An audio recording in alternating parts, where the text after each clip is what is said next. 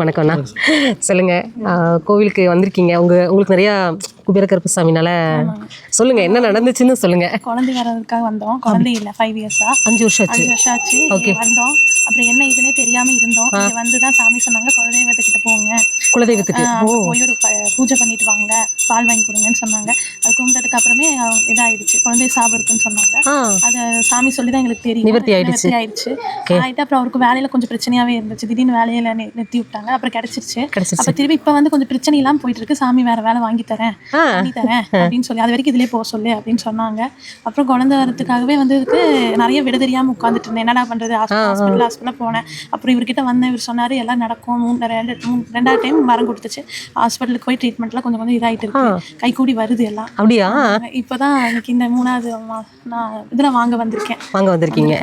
Okay okay. ட்ரீட்மெண்ட்டும் போயிட்டு இருக்குது. அதுக்கு தகுந்த மாதிரி காசு எல்லாம் உட்காந்துட்டு இருந்தோம். எப்படியாவது ஏதோ ஒரு வகையில் வந்துருது. அதுதான் நம்மளுக்கு வேணும். எங்க போறதுன்னு தெரியாம இருந்தோம். இப்போ கன்சீவா இருக்கீங்களா? இல்ல, இப்ப இதுல கன்ஃபார்ம் போயிட்டு இருக்குது. ப்ராசஸ் போயிட்டு இருக்குது.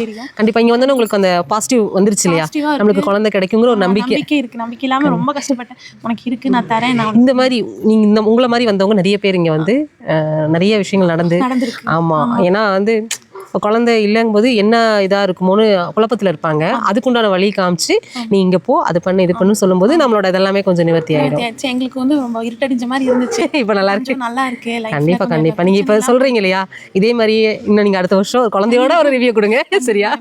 ரொம்பவே ஹாஸ்பிட்டல் செலவாகவே போயிட்டு இருந்துச்சு. தேவையில்லாதக்கெல்லாம் செலவாயிட்டு இருந்துச்சு. இப்போ இங்கே வந்தோன்னே எனக்கு உடம்பு கொஞ்சம் நல்லா இருக்கு. அதிகமாக ஹாஸ்பிட்டல் போகிறதுல இந்த குழந்தைக்காக போகிறோம். அவ்வளோதான். சும்மா காய்ச்சல், உடம்பு சரியாம. ஆமாம், அது அப்படிதான். ஒரு நெகட்டிவ் வந்துச்சுன்னா அப்படியே தொடர்ந்து வரும். இப்போ வந்து சால்வ் ஆயிடுச்சு. எந்த பிரச்சனையும் இல்லை.